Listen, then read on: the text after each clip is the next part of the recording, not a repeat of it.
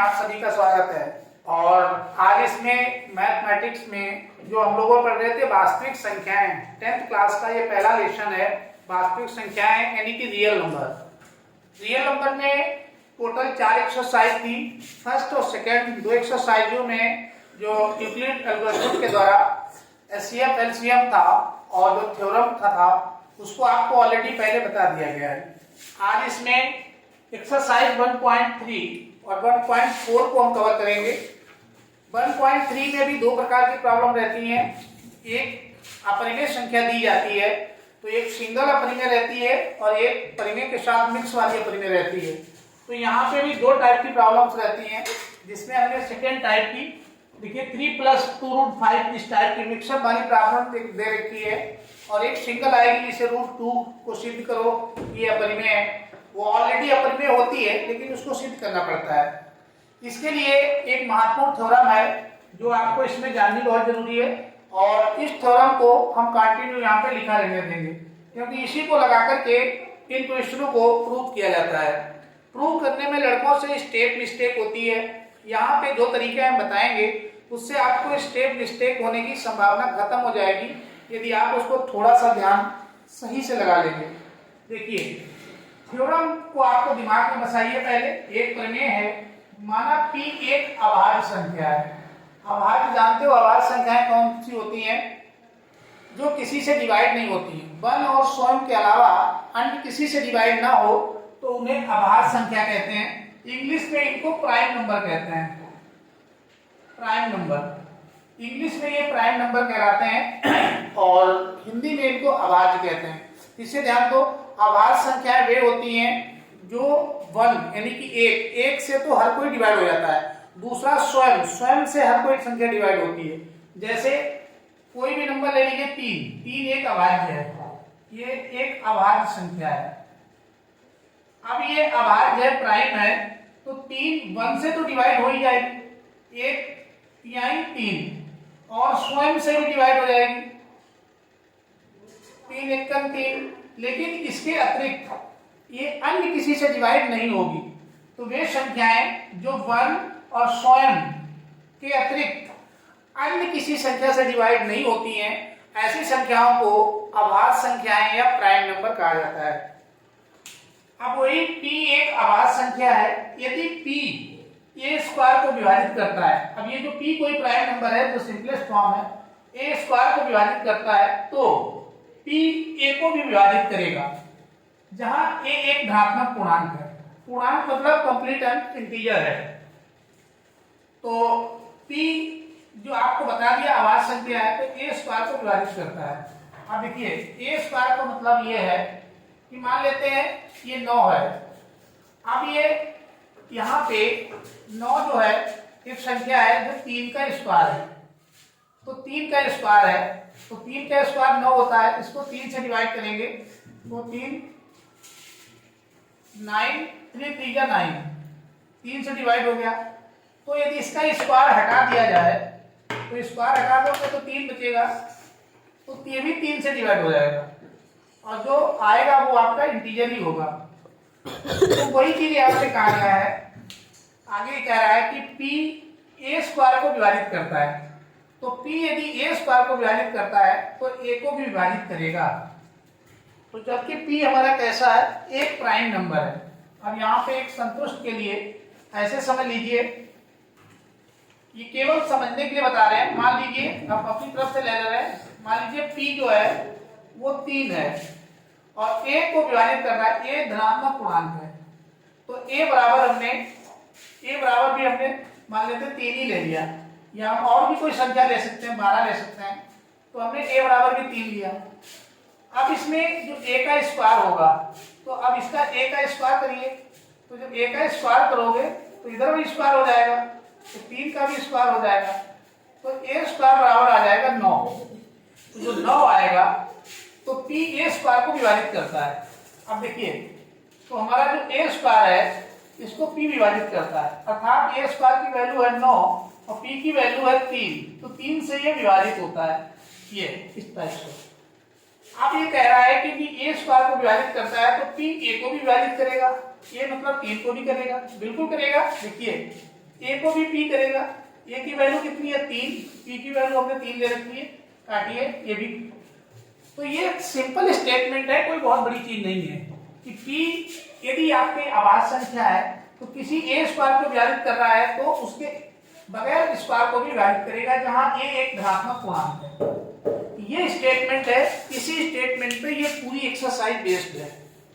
कहने का मतलब ये परिमेय है जिसपे आपको इस एक्सरसाइज से 4-5 नंबर का लॉन्ग क्वेश्चन आता है, वो आपका यहाँ पे मिलने वाला है। इसमें दो टाइप की प्रॉब्लम आती है, एक तो ये इस टाइप की जिसमें बीच में प्लस या माइनस लगा रहेगा, एक तरफ कहने को मतलब अपरिमेय संख्याएं और रियल नंबर से मिलके बनी होगी, एक सिंगल नंबर वाला आएगा, कोई केवल अंडर रूट लिखा होगा या अंडर रूट 5 लिखा होगा। तो हमने सबसे पहले ये डबल वाली ली है। इसमें कह रहा है कि सिद्ध कीजिए कि 3 प्लस रूट 5 एक अपरिमेय संख्या है। तो ये अपरिमेय तो है ही है, क्योंकि अंडर रूट 5 जो है ये अपरिमेय है। तो अपरिमेय संख्या के साथ किसी भी संख्या को जोड़ा या घटाया जाए या गुणा किया जाए तो वो अपरिमेय ही रहता है। तो यहाँ पे जोड़ा गया है तो ये टोटल तो अपरिमेय ही होगा, लेकिन ये सिद्ध करके देना है कि ये एक अपरिमेय संख्या है। अब इसके लिए आपको सबसे पहले तो यहाँ पे सॉल्यूशन लिख लीजिए, और सॉल्यूशन लिखने के बाद एक बहुत इजी स्टेप आपको बता रहे हैं। सबसे पहले आप इसका उल्टा लिखिएगा, सिद्ध करने वालों में उल्टा लिखना है। ये इसने अपरिमेय लिख रखा है तो आप मान लीजिए उसका उल्टा मानिए, माना 3 प्लस 2 रूट 5 एक परिमेय, क्योंकि अपरिमेय का उल्टा होता है परिमेय, परिमेय संख्या है। ये इसका आपने उल्टा मान लिया। तो जब आपने इसका उल्टा मान लिया तो स्टार्टिंग यहीं से है कि आप उसको अपोजिट मानिए, क्योंकि ऐसी संख्याओं को कंट्राडिक्शन विरोधाभास से प्रूव किया जाता है, विरोधाभास। तो यहाँ पे इसका हमने अपोजिट मान लिया, ये पहला स्टेप है, हमें उल्टा मानना है। दूसरे स्टेप में जो माना गया है, जो हमने माना है इसको परिमेय, तो इसको परिमेय के बराबर लिख लीजिए।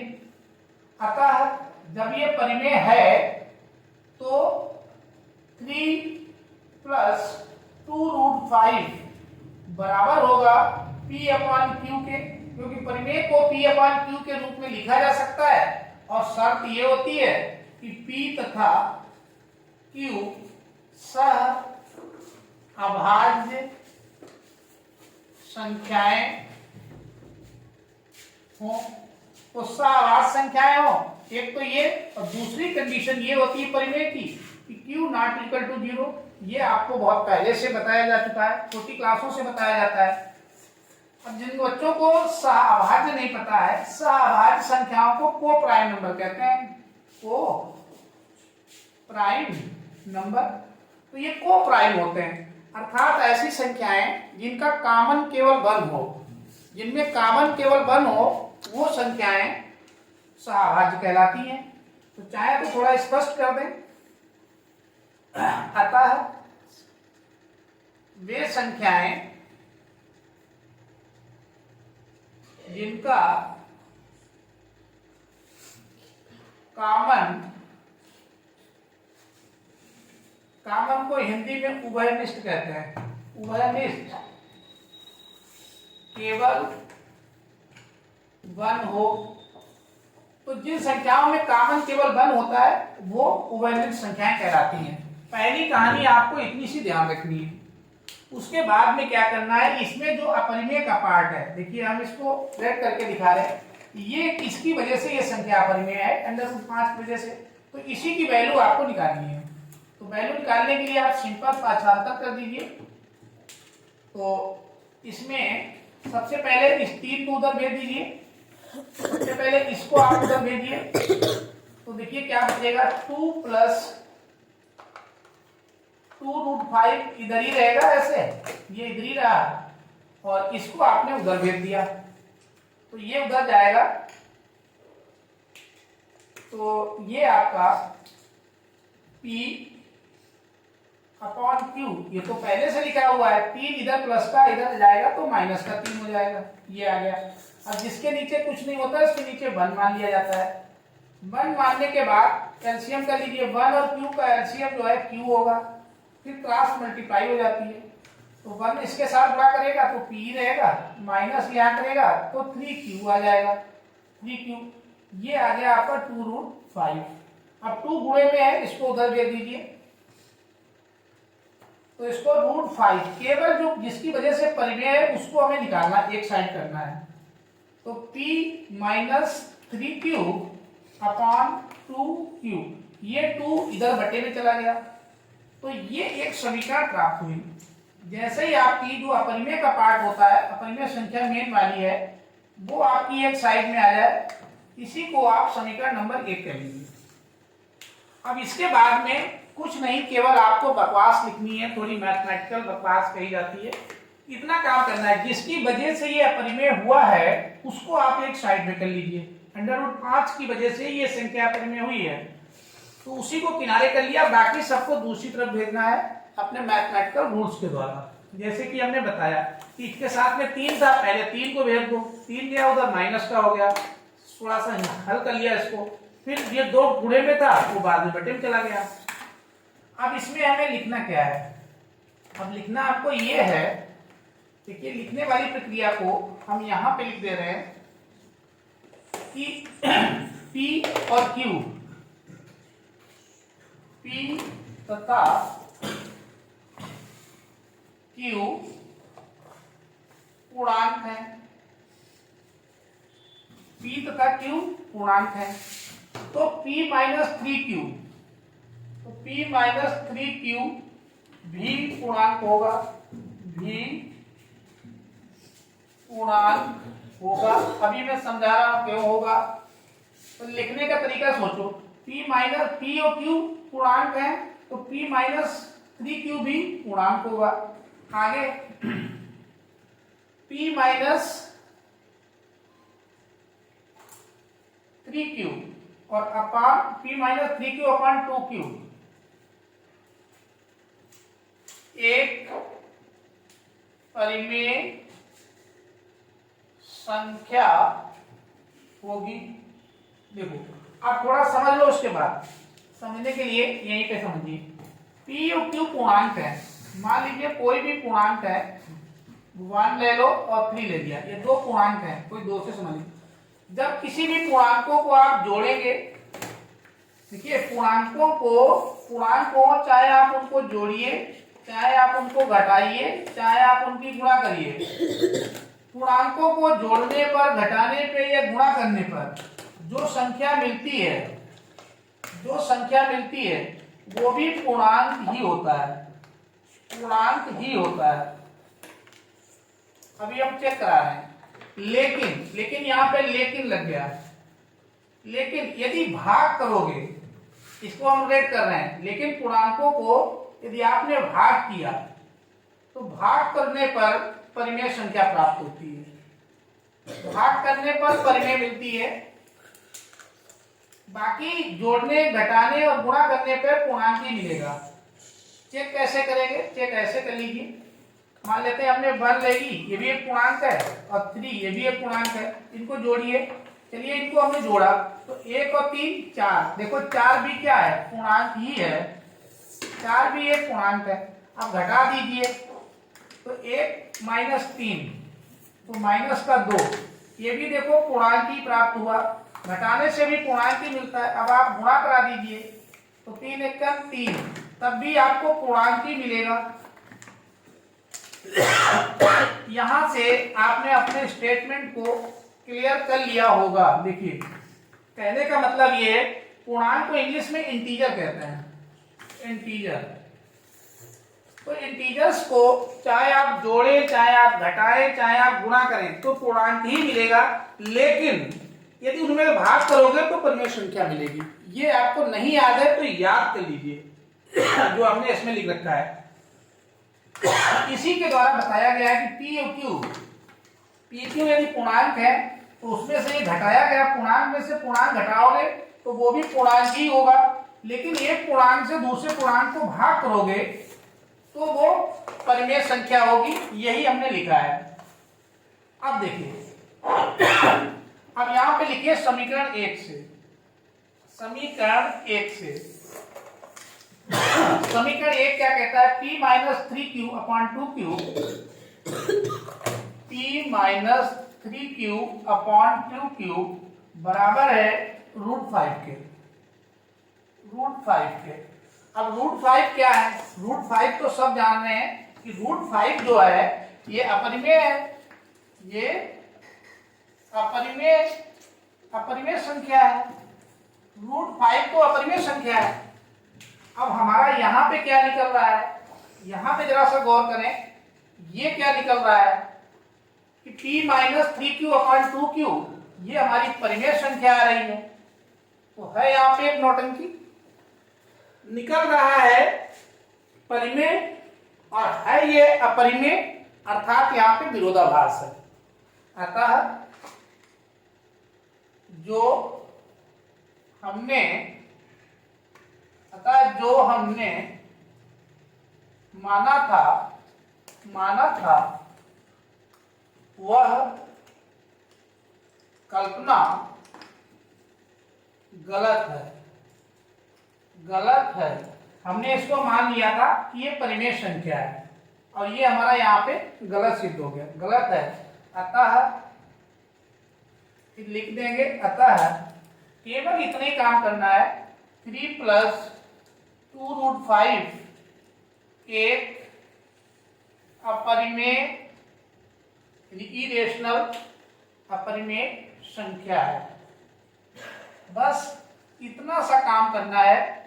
ये पहले क्वेश्चन में कुछ भी नहीं है इसमें और ये अच्छे खासे मार्क्स आप यहां से प्राप्त कर सकते हैं। इससे समझ लीजिए सिद्ध करना है कि 2 प्लस 2√5 एक परिमेय संख्या है, तो जो परिमेय दिया जाए उसका उल्टा मानना है, आपको उसको अपोजिट मान के चलना है। तो परिमेय का उल्टा होता है अपरिमेय, का उल्टा होता है परिमेय। तो हमने यहाँ पे माना कि 3 प्लस 2√5 एक परिमेय संख्या है, जो कि इसका ठीक उल्टा है, इसका ठीक उल्टा मानना है, उल्टा मान के चलना है। तो जब ये परिमेय है तो परिमेय को p अपन q के रूप में लिख सकते हैं। p q सहावाद संख्याएं होती है, सहावाद संख्याएं वे संख्याएं होती है जिनका कॉमन केवल 1 हो। अब ये उनमें कोई पूर्णखंड कॉमन नहीं होता, जैसे 2 3 कैसी हैं, सहावाद हैं, क्योंकि 2 3 में कोई कॉमन नहीं है, इनमें कोई कॉमन नहीं है, तो कोई कॉमन नहीं होता और 1 कॉमन होता है।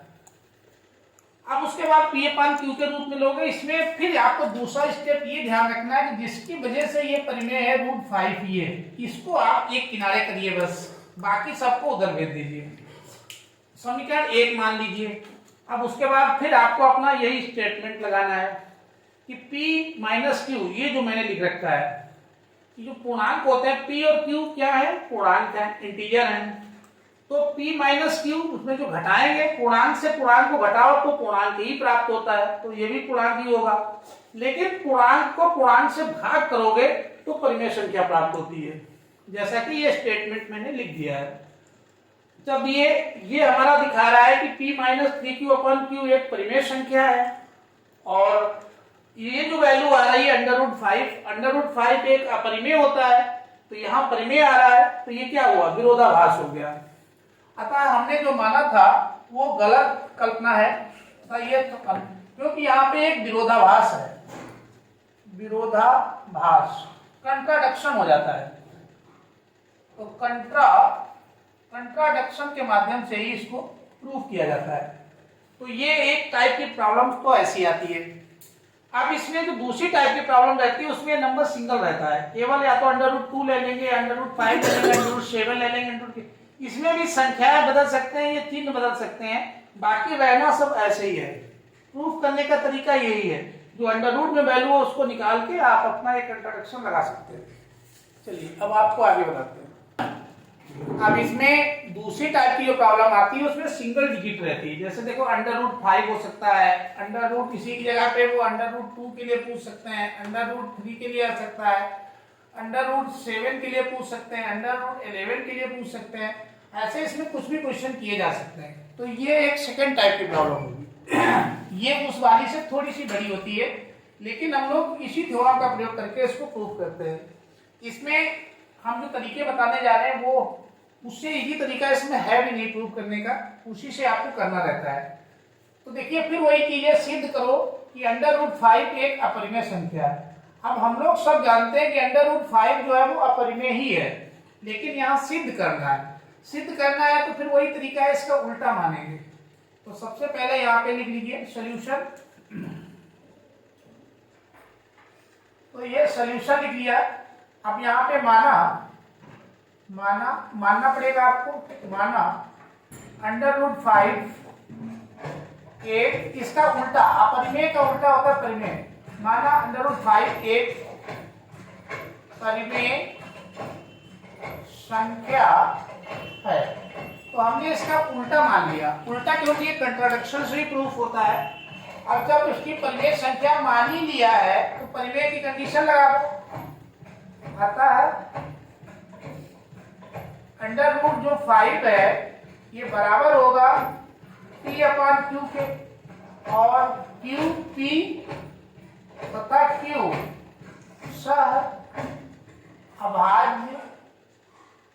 अभाज्य संख्याएं होंगी। P तथा Q अभाज्य संख्याएं, तो ये सब अभाज्य संख्याएं हो जाएगी। को प्राइम नंबर वे होते हैं, अभी आपको बताया, जिनका कॉमन 1 होता है। और प्राइम परिमेय होने की एक शर्त और होती है कि जो Q है वो ≠0, वो शून्य नहीं हो सकता। तो ये शर्त लिख दी। अब इसमें जब शर्त लिख दी तो इसको आगे बढ़ा दीजिए। अब इसमें इनको इंटरचेंज कर लीजिए। तो Q P/√5 ये आ गया। तो P/√5 कर लिया। इसमें जो हर होता है, हर को एक साइड में कर लीजिए, क्योंकि Q 0 नहीं होना हो सकता है। तो जो 0 नहीं हो सकता है उसी को आपने किनारे कर लिया। अब लिखोगे वर्ग करने पर, दोनों ओर वर्ग करने पर, तो यहाँ पे दोनों ओर इनका वर्ग कर दोगे। तो वर्ग करने पर, तो दोनों तरफ जब आप वर्ग करोगे तो ये क्या बन जाएगा, इधर तो बन जाएगा आपका Q² और इधर बनेगा P²। वर्ग करोगे तो √ हट जाएगा, केवल 5 रह जाएगा। बस इसी को आप अपनी समीकरण 1 मान लीजिए। बहुत ध्यान से इसको समझिए, यही जो आ गया इसको समीकरण 1 मान लीजिए। ये हमारी समीकरण 1 आ गई। अब इसमें स्टेटमेंट जो आपकी परिमेय लिखी हुई है उसी के आधार पे स्टेटमेंट लिखना है। अब कैसे लिखेंगे, सबसे पहले बाईं ओर लिखो, इधर पहले लिखिए Q, जहां Q एक पूर्णांक है। फिर उसके बाद लिखोगे तो Q², अतः Q² भी एक पूर्णांक होगा। देखो पूर्णांक का जो वर्ग होता है वो भी पूर्णांक ही होता है। 2 पूर्णांक है, अब इसका वर्ग कर दीजिए तो 4 आएगा। 4 भी तो पूर्णांक ही है। तो ये स्टेटमेंट आप लिख सकते हैं। अब पूर्णांक के जो बराबर संख्या है उसको लिखिए। अतः P², क्योंकि पूर्णांक के जो बराबर होगा वो भी तो पूर्णांक होगा, बराबर 5 भी पूर्णांक संख्या होगी। तो ये भी पूर्णांक होगा। तो इसमें P, अतः P² 5 से विभाजित है। तो P² 5 से विभाजित है तो P भी, यही अपनी परिमेय लगाएंगे, P भी 5 से विभाजित होगी। तो ये P भी 5 से, P भी यहां लिख लीजिए, P भी 5 से विभाजित होगा। अतः अब इसमें क्या निकलेगा, तो ये इसमें जो विभाजित होगा तो कर दीजिए। तो P/5, तो 5 भी विभाजित होगा तो बराबर, अब किसी पूर्णांक को पूर्णांक से करेंगे तो कोई जो आएगा वो भी पूर्णांक होगा। मान लो ये k1 है तो k1 भी एक पूर्णांक है, क्योंकि किसी भी पूर्णांक का भाग पूर्णांक को करते हैं तो वो हमेशा पूर्णांक ही प्राप्त होता है। ऐसा नहीं है कि भिन्न फ्रैक्शन में आ जाए। तो k1 भी पूर्णांक होगा, तो ये भी पूर्णांक ही आएगा। अब इसमें से ये वैल्यू आपकी निकल आई, तो p इक्वल टू क्या हो जाएगा, p बराबर, तो ये 5 उधर चला जाएगा तो 5k1। ये आपकी समीकरण जो आएगी ये दूसरी समीकरण प्राप्त होगी।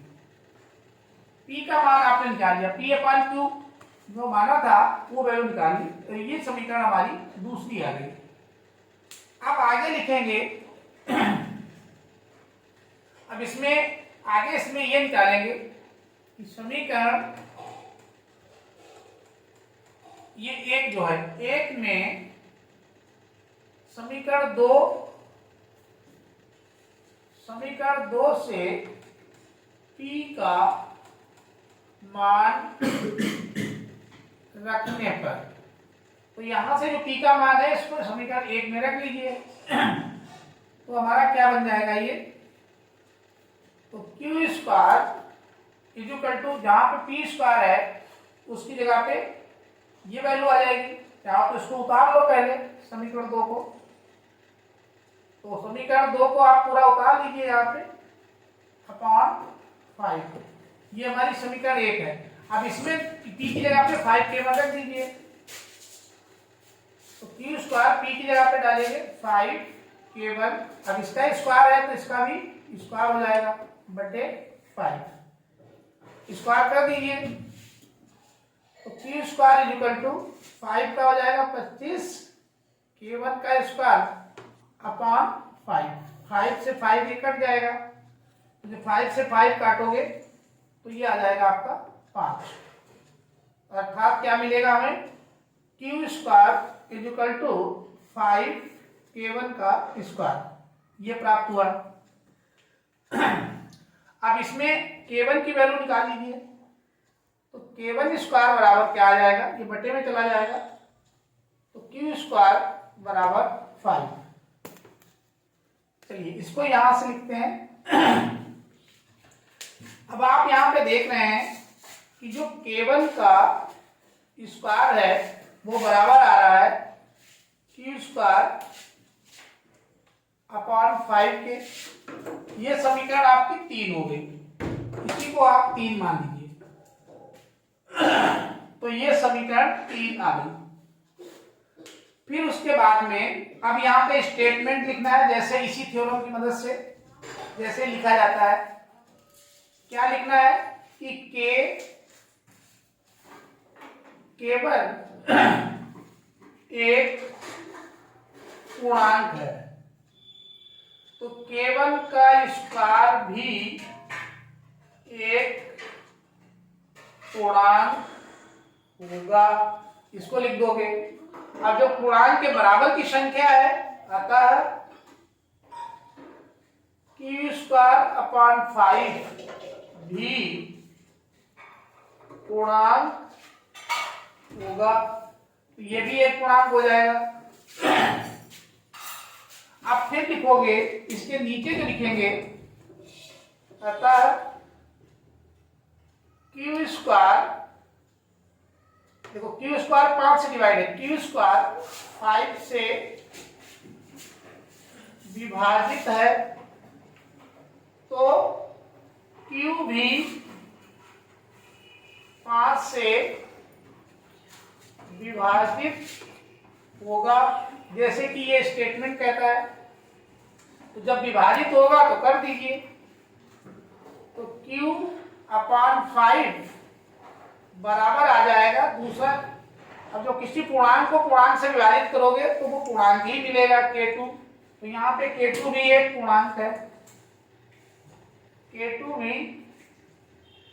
पूर्णांक होगा, तो ये भी एक पूर्णांक ही होगा। अब यहां से देखिए P की वैल्यू आप यहां निकाले थे, Q की वैल्यू यहां से आ जाएगी, तो Q इक्वल टू डायरेक्ट लिख लीजिए चाहो तो Q इक्वल टू 5k2। तो ये समीकरण हमारी हो गई 4। ये समीकरण आ गई 4। बस समीकरण जो बननी थी बन गई। अब समीकरण 2 और 4 से तो यहां पे लिखेंगे समीकरण 2 तथा 4 से। तो समीकरण 2 और 4 से देखेंगे क्या कंडीशन मिल रही है। तो समीकरण 2 और 4 से आपको ये मिल रहा है, अब यही आपको बस लिख देना है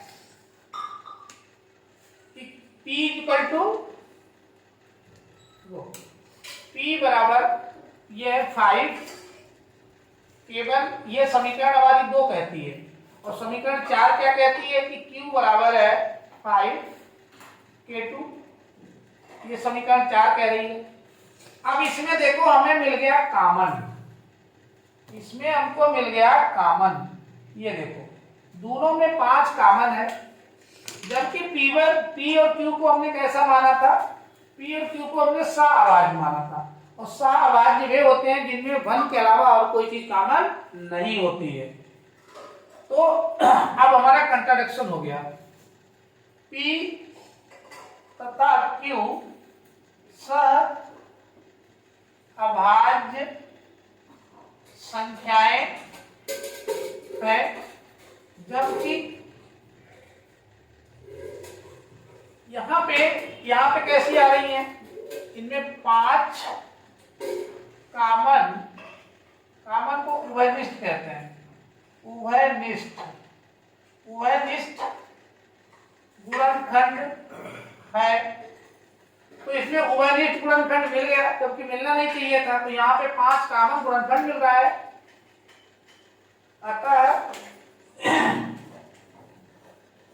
अतः हमारी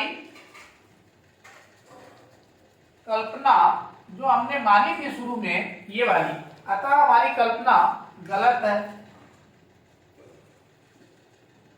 तो कल्पना गलत है क्योंकि ये कॉमन गुणनखंड मिला। अतः नीचे लिख देंगे √5 के अपरिमेय संख्या है। बस इतना काम करना है। तो इसको ये थोड़ा सा स्टेटमेंट बढ़ा जाता है, लेकिन फिर से ध्यान दीजिए, माना 5 एक परिमेय संख्या है, तो जो मानना है उसका उल्टा मानिए। तो हमने इसको क्या मान लिया, क्योंकि अपरिमेय को दिखाना था तो परिमेय मान लिया। परिमेय जब मान लिया तो इसमें जो P Q का आवाज है, इसमें कोई कॉमन गुणनखंड नहीं होना चाहिए। अब जब हमने इसको सॉल्व किया तो P और Q में कॉमन गुणनखंड मिल गया। कॉमन गुणनखंड मिल गया अर्थात जो हमने माना था वो हमारा गलत हो गया। तो ये गलत हो गया। तो जब गलत हुआ तो हम सीधे कह सकते हैं कि √5 हमारी एक जो है अपरिमेय संख्या है। तो इस तरीके से इन क्वेश्चनों को प्रूव करना है, और ये लॉन्ग क्वेश्चन है। अब वो यहाँ पे आपकी वैल्यू बदल सकता है। तो जब वैल्यू 2 रख दे तो जहां 5 है उसकी जगह आप 2 रखते चले जाएंगे। यदि वो यहाँ पे 7 रख दे तो आप 7 रखते चले जाएंगे, 11 रख देगा तो 11 रखते चले जाएंगे। इस तरीके से ये कंप्लीट हो जाएगा। चलिए अब आते हैं 1.4। अब इसमें एक्सरसाइज जैसे 1.3 अभी कर रहे थे परिमेय संख्याओं की, ये एक्सरसाइज 1.4 है। 1.3 में भी 2 टाइप की प्रॉब्लम थी सिद्ध करने वाली, की सिद्ध करिए कि अपरिमेय संख्या है, एक सिंगल डिजिट वाली और एक मिक्स वाली प्लस या माइनस के साथ। यहाँ पे भी 2 ही प्रकार की प्रॉब्लम है। इसमें आपसे दशमलव, शांत दशमलव प्रसार या अशांत दशमलव प्रसार के विषय में पूछा जाएगा। कोई परिमेय संख्याएं दे दी जाएंगी, परिमेय संख्याओं का पूछा जाएगा। तो परिमेय संख्याओं के लिए पूछेगा कि ये बताओ कि दी गई परिमेय संख्याएं शांत दशमलव प्रसार में है, या फिर पूछेगा कि बताइए वो अशांत दशमलव प्रसार में है। तो इसके लिए आपको एक सिंपल मेथड है कि जो संख्याएं दी जाएं, परिमेय दी जाएंगी, तो परिमेय की कंडीशन आपको पता ही है कि जो परिमेय होगी तो परिमेय में P और Q तो रहेंगे ही रहेंगे, और Q को ही आपको चेक करना है। इस P से हमें कोई लेना देना नहीं है, इससे कोई मतलब नहीं है, हम केवल इसको चेक करेंगे। तो Q के लिए जो रूल है, यदि Q की जो गुणनखंड करेंगे, अभाज्य गुणनखंड उसके 2 और 5 आते हैं, चाहे 2 आ जाए या 5 आ जाए या 2 और 5 में से कोई भी आ जाए, तो वो प्रसार जो है शांत होगा। देखिए यहाँ पे लिखा हुआ है कि जो n है और जो m है, n m एक पूर्णांक संख्या है, ये भी पूर्णांक है, तो ये पूर्णांक संख्या है। तो n और m पूर्णांक संख्या है। q के अभाज्य गुणनखंडों में केवल दो, चाहे केवल दो आ जाए या केवल 5 आ जाए या 2 और 5 दोनों आ जाए, तो सम दशमलव प्रसार होगा। लेकिन यदि 2 और 5 के अतिरिक्त कोई गुणनखंड आता है, देखिए यहाँ पे लगा हुआ है नॉट इक्वल, तो क्यू के जो गुणनखंड है वो 2 और 5 के अतिरिक्त कोई आता है, तो समझ लीजिएगा कि वो प्रसार जो है वो अशांत होगा। और अशांत प्रसार भी दो प्रकार का होता है, एक आवर्ती, तो जो आवर्ती होगा तो आवर्ती वाला तो परिमेय ही रहता है, जिसमें कोई संख्या लगातार रिपीट करती है, और जो अनावर्ती होता है वो अपरिमेय होता है, तो वो हमको यहाँ पे नहीं पढ़ना है, अपरिमेय होता है। इसीलिए आपने देखा होगा कि जो पाई का मान होता है, पाई अपरिमेय हो जाता है। क्यों हो जाता है? क्योंकि जब इसको आप डिवाइड करते हैं 22/7 को, तो ये संख्या जो है रिपीट नहीं करती है, ये 1.414 करके ऐसे अलग अलग होती रहती। अब अनावर्ती का मतलब रिपीटिशन नहीं होता है इसमें, और ये चलती ही रहती है, तो ये अपरिमेय में चला जाता है। तो इसलिए इसको तो यहाँ पे नहीं पढ़ना है। अब इसमें एक दूसरी संख्या देखिए, जैसे मान लेते हैं ये हमने 3/2 है। अब इसको इससे भाग करेंगे, तो 2 से भाग करिए 3 को, तो 2 एकम 2, 1 आया, 0 लगाया, पॉइंट समाप्त हो गया, 2 पंचे 10, ये रुक गया। तो जो रुक जाती है तो वो शांत में आ जाती है, और जो रुकती ही नहीं है, या 1/3 है। अब इसको सॉल्व करिए, तो 1 को 3 से भाग करेंगे, तो 1 0 यहाँ पॉइंट लगाया, 3 9, फिर 1 आया, फिर पॉइंट लगाया, फिर 1 आया, फिर पॉइंट। यहाँ ये लगातार 3 3 3 3 3 चल रहा है, तो 3 3 मतलब ये आवर्ती है, बार बार आ रहा, बार बार आ रहा मतलब आवर्ती, और खत्म नहीं हो रहा।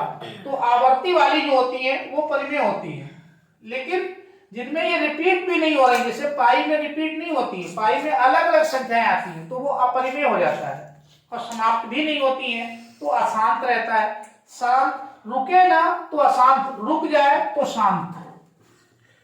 जैसे ये रुक गया, ये रुक गया तो ये शांत हो गया, और ये नहीं रुक रहा है तो 1/3 जो है वो अशांत है, और ये वाला रुक गया है तो ये शांत है। अब इसको करना कैसे है वो देखिए।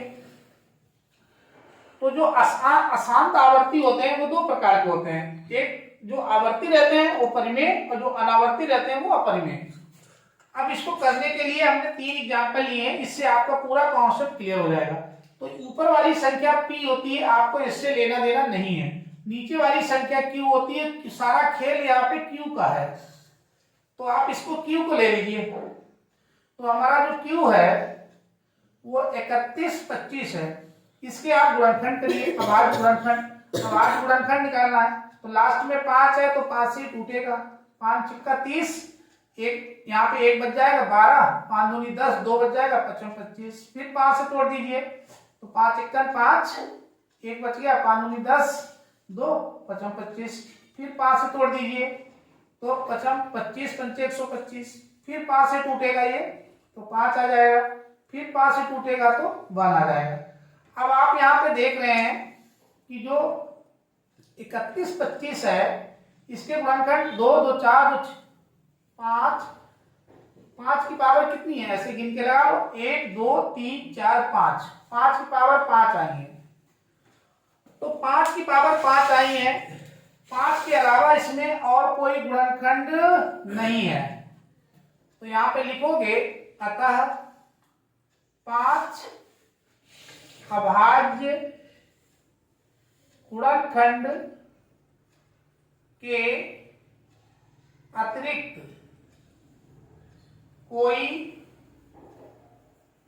कोई अन्य गुणनखंड नहीं है, अतः अतः ये पूरा जो है 13/31/25 एक शांत दशमलव प्रसार है। शांत दशमलव मतलब कैसी संख्या है? ये शांत है, शांत दशमलव प्रसार संख्या है, तो ये शांत संख्या होगी। क्योंकि 5 यहाँ पे साफ साफ कहा गया था कि 2 हो या 5 हो या दोनों हो तो शांत दशमलव प्रसार होगा, और यदि इनके अलावा कोई आ जाता तो अशांत होता।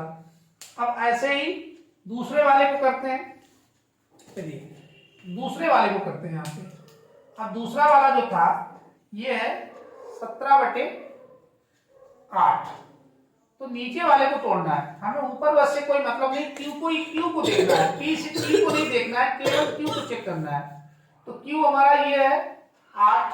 8 के हमें गुणनखंड करने हैं। 2 से तोड़ेंगे 4, फिर 2 से तोड़ लिया, फिर 2, फिर 2 से तोड़ दिया 1। तो 8 के हम देख रहे हैं कि 8 के जो है 2 की पावर 3 आ रहा है, तो इसमें भी 2 के अलावा और कोई गुणनखंड नहीं है, तो ये भी शांत प्रसार होगा। तो लिख दो, इससे चेक हो गया कि 2 के अलावा कोई गुणनखंड नहीं आता है। 17/8 शांत दशमलव प्रसार है। शांत दशमलव, ये शांत दशमलव परिमेय संख्या हो गई। परिमेय संख्याओं में दशमलव प्रसार शांत होगा कि शांत होगा? तो ये शांत है, शांत दशमलव प्रसार होगा। तो ये भी चेक हो गई, ये भी शांत चेक हो गई। तीसरी जो बची है उसको जरा सा देख लिया जाए। तीसरी हमारे पास जो है वो संख्या हमारी कौन सी है? ये 64/455। तो तीसरी जो है 64/455। हमें नीचे वाले को ही देखना है, ऊपर वाले से मतलब नहीं है। तो 455 जो हमारा क्यू है इसको तोड़िए। तो ये लास्ट में 5 है तो 5 से ही जाएगा। 5 अट्ठे 40, 4 बच गया, 4 5 45, 5 नेम 45। 5 से तोड़ा, 5 अट्ठे 40, 4 बचा, 4 5 45, 5 नेम 45। अब ये किससे जाएगा? ये तो किसी से, ये 55 था, 1 मिनट, ये 55 है। अब इसको तोड़ेंगे तो 5 अट्ठे 40, 5 नेम 45, 5 नेम 45, 5 51 5, ये आया। अब यहाँ पे 7 से तोड़िए, 13 7 91, 13 7 91, फिर 13 से टूटेगा, 13 से टूटा, अभी खत्म हो गया। अब इसके गुणनखंड देखिए, जो 455 अभी लिखा था इसके गुणनखंड क्या है? 5 × 7 × 13। अब यहाँ पे कहा गया था गुणनखंड यदि 2 5 के अतिरिक्त आते हैं, तो 2 और 5 के अलावा कोई गुणनखंड आ गया, तो 2 और 5 के अलावा तो ये आई है, तो वो हमारा प्रसार जो है वो शांति भंग हो जाएगी, यानी अशांत दशमलव प्रसार हो जाएगा। तो ये जो संख्या है, ये संख्या हमारी कैसी है? अशांत। अतः अशांत दशमलव प्रसार होगा। कारण में लिख देंगे कि 5 2 या 5 के अतिरिक्त, 2 या 5 के अतिरिक्त, तो यहाँ पे 7 भी आ गया गुणनखंड, एक 7 आ गया, एक 13 आ गया।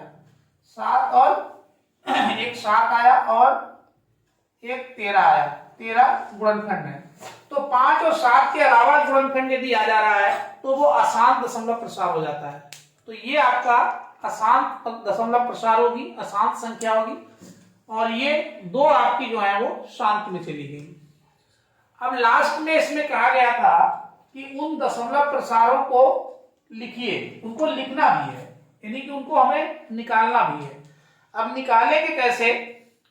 तो इसको हम तब तक हटा देते हैं और फिर आपको निकाल के दिखाते हैं। तो ये तो अशांत हो गया। यहाँ पे दशमलव को हम निकाल के दिखाते हैं, कैसे निकाले जाएंगे।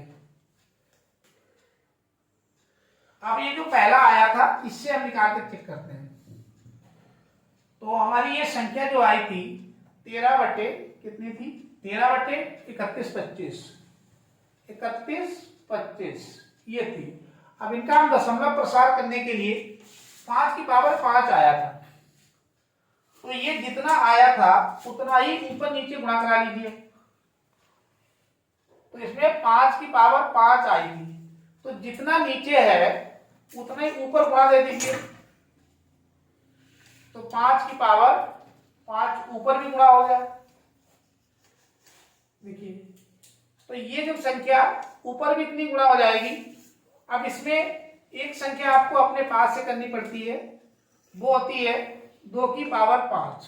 तो 2 की पावर 5 से आप ऊपर नीचे गुणा दे दीजिए इसमें, 2 की पावर 5। चलिए, तो जब इसकी गुणा दोगे, क्योंकि 10 बनाया जाता है, जब तक 10 नहीं बनेगा तब तक दशमलव प्रसार संभव नहीं हो पाता है।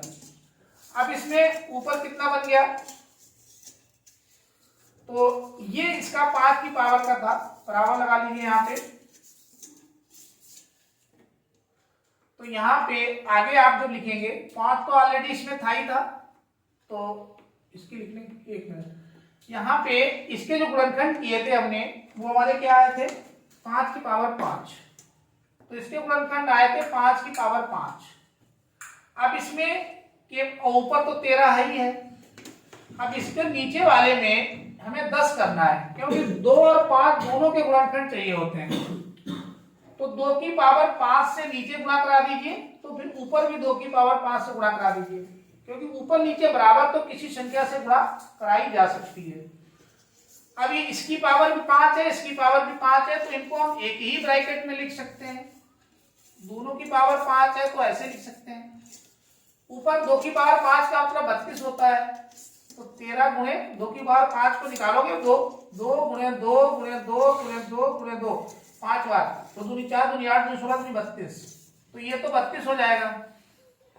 अब देखिए इसमें होगा क्या, अब ये 5 दूनी 10 हो गया। जैसे ही नीचे 10 हुआ, अब 10 की पावर ये 5 लगा हुआ है, ऊपर इनकी गुणा करा लो, 13 दूनी 26 के 6 और 13 तिया 39 और 2 41, 416 आ गया। अब 10 की पावर 5 है, इसके मतलब इसमें 5 जीरो आगे लगेंगे। तो 10 की पावर 5 का मतलब इसमें 5 जीरो लगा दीजिए, 1 2 3 4 5। ऊपर कितना है, 16। अब नीचे कितने जीरो है, 1 2 3 4 5 6, 6 जीरो के बाद में यहाँ पे दशमलव लगा दीजिए। तो गिनिए यहाँ से, 6 1 4, 1 2 3 4 5 6 के बाद 1 2 3 4 5 6, यहाँ पे इस टाइप से 10 की पावर 5 था, तो ये इसका दशमलव प्रसार हो गया। इन्होंने कहा था उन संख्याओं का दशमलव प्रसार भी लिखिए, तो यही इसका दशमलव प्रसार है। तो यही इसका दशमलव प्रसार है।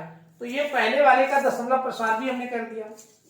अब इसी तरीके से अब इसको हटा देते हैं, इसका दशमलव प्रसार 17/8 का करके दिखाते हैं।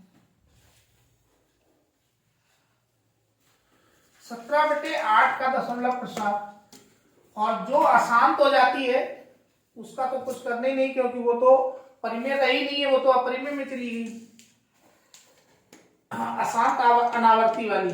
अब यहाँ पे देखिए, इसमें 17/8 को हमने अभी किया था, तो 17/8 में नीचे का जो तोड़ा था, तो इसके गुणनखंड क्या निकले थे, तो इसके निकले थे 2 की पावर 3।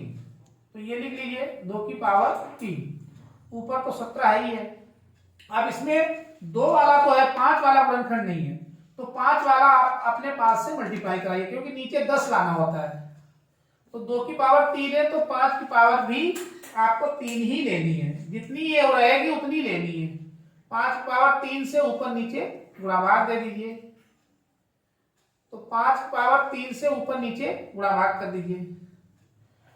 अब ये 5 इनको एक ही ब्रैकेट में लिखा जा सकता है, क्योंकि दोनों की बराबर है, तो 2 गुणे 5 को एक ही में लिख लीजिए, 3 पावर लगा लीजिए।